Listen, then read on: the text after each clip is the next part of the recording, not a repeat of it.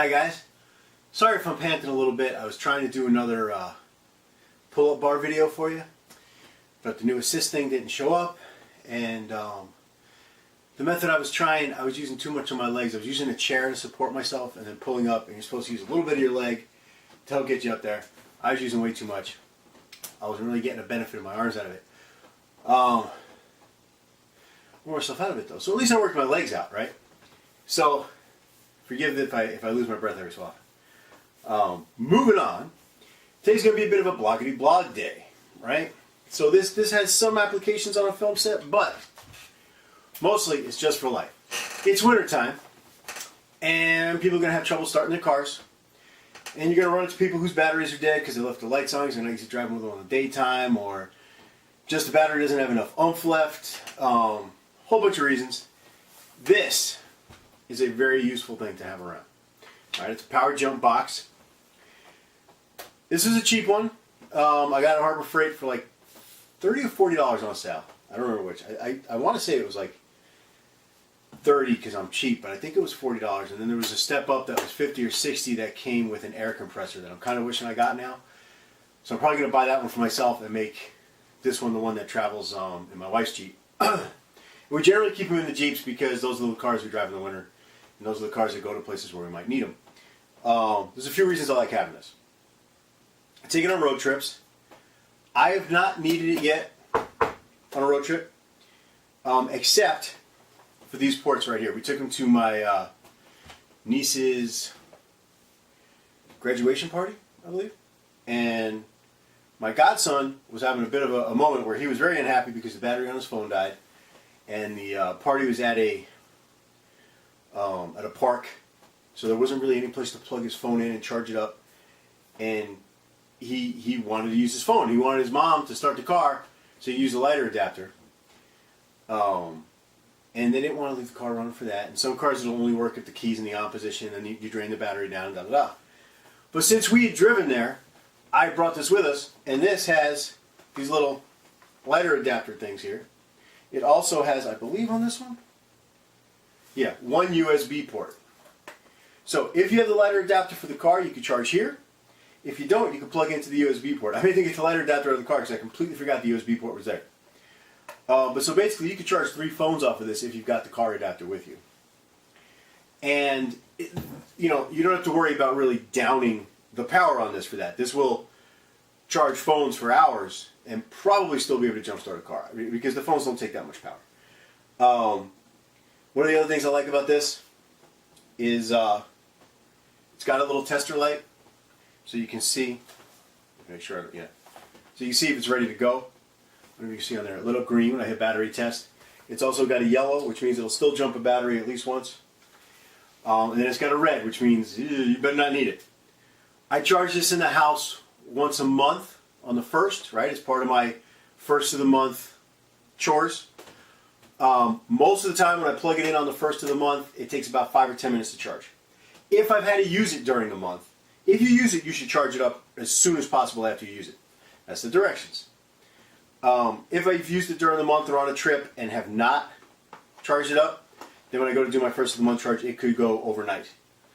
Also, when it's left outside of my car in the summer, I need to recharge it more often, and it takes longer to recharge.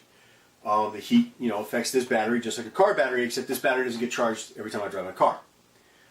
Also, it's got some orange goop on it because we had it on set for, I don't know, because it was in my workshop charging when I was painting the pumpkins. So it's got orange paint on it. Also, in the winter, it has an advantage. So when you're driving your car around in the winter, you're charging your battery. But when you stop overnight, like my wife used to work nights, you sit out there and your battery is freezing, maybe below freezing in your car, because all it's got is the hood. Underneath is open, right? So by morning, your battery is whatever temperature it is outside, probably. Maybe a little bit warmer, but not much. So when you go to start the car, you're starting with a cold battery. If this has been inside of your car, if you've ever sat in your car, protected from the wind and everything else, it's a few degrees warmer. I mean, it's not warm. You're not going to take your jacket off as soon as you get in your car until you start it and warm it up. But this will have a little bit more oomph for starting your car. So in the winter, good thing to have with you. Also, great way to make friends. We had a guy who we stopped to use bathrooms on a road trip. We had this with us because, like I said, we take it on road trips. And I come out, and the guy's sitting there with his hood up. He's got his dog in the car, his little dog, and this was hotter months. It wasn't summer, but it was. So he's sitting there with the windows down, his dog with him. I said, "It's not a dead battery that's your problem, is it?" He goes, "Yeah." He goes, "No problem though. I call the auto club." Now, even though I carry jumper cables with me, also, if someone's got the auto club coming and there's no other reason to consider it an emergency, I'll let the auto club take care of it rather than jump off my car battery because, as you know, it shortens the life of your car battery. It can make it harder for you to start your car next time. If he's got a short, it could even be a bigger problem. But he had his dog with him, and I had this. So I wanted his dog to have air conditioning as soon as possible. Figured we could save him a few bucks. And this thing's whole job, is to start car batteries without affecting my car battery. So it's much easier to be a good Samaritan than carrying one of these around. So we jumped this car. We've saved 2 or 3 people from having to pay for tow trucks to come and jump them or have to wait for the auto club because we had this with us. So we've used it for other people more often than myself. I have had to use this on my Mustang, on the Bullet, because I stored it in the winter, and one January it got warm enough and there was no salt on the ground and everything else, so I took the car out for a ride. And then when I put it away, I didn't hook the battery minder back up, right? The little battery tender. So the car, sitting there, and you know, it used to take months for a battery to drain itself out, right? Or at least multiple weeks. This was a few weeks. It might have even been a month. I don't think it was that long. But these cars now, they've got so many little monitors, right, for the tire pressure and this and that, and they're always updating their little systems and garbage, and they're draining that battery very, very slowly, but it's happening. So without the little battery minder there, it killed the battery on the car. So I go to back out. The car backs out and then freaks out because the battery dies while I'm backing out. The lights come on, the tire pressure gauge freaks out, everything. So I pull this out, jump start the car, drive it a little bit. I didn't drive it enough, so I didn't charge the battery. We made a stop to drop off Nancy's car to get it washed at American Detailing, best place in the world. And while I was waiting for that, the battery was still not charged enough, so I had to jump it again with this. And I take it to Ford to get the car, you know, re-springized, right? So after we take it out of storage, we do an oil change, inspection, all that other junk. And I ask them, you know, and they check the battery. And they're like, "Oh yeah, the battery's fine." I'm like, "The battery's not fine, it's dead." So they charged the battery back up, but they said it was fine. So it was just because it had been sitting there so long. It's got a new battery now because I got tired of that. And I've had the car now 3 years. So the battery that was in there was at least 2.5 years old. I think when we checked it, God, the car is going on 10 now. So I think when we checked it, the battery that was in there was already 3 or 4. And I decided, since it does go through this storage phase, even with the battery tender stuff, we should have a new battery. But anyway, this also has, I'm going to turn it on, it'll probably be a little annoying on there. This also has a flashlight built in, which can be used as an emergency light to let people know you're stalled on the side of the road. It's just a very handy dandy little thing. So you've always got power with you. You've got ways to charge stuff when you don't want to mess with your car battery, or when you're not next to your car. And, you know, so for camping, for road trips, just for having it in the house.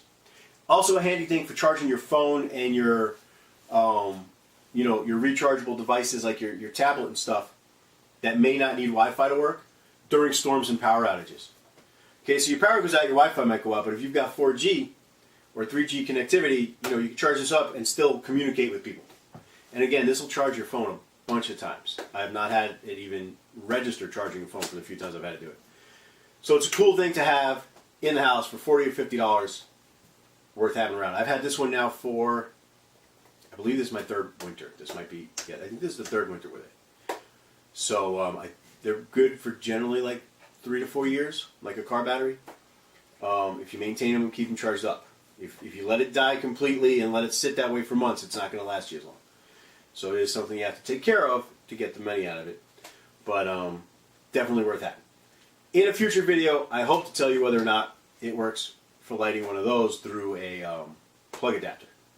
They do make some with an actual 2 or 3 prong adapter built into it. I was not going to spend the money on one of those. They're bigger, they're heavier, they're a pain in the butt. They do make smaller ones of these that'll fit in your glove box. They take a little longer to charge your battery to jump it. Like they sit there connected to your battery for a few minutes, and then you can start it. But I've gotten good reports on those too that they work. I prefer the bigger one. I like to know it's going to work. And with the Jeeps, the engines are a little larger, a little older. You want that extra push of power. But there you go. That's my suggestion. Get yourself a jump box. I tell people constantly. I tell people to get one. If you've got the room, the money, and the time to, the space to carry it around with you, it's worth having. Talk to you soon, guys. Bye-bye.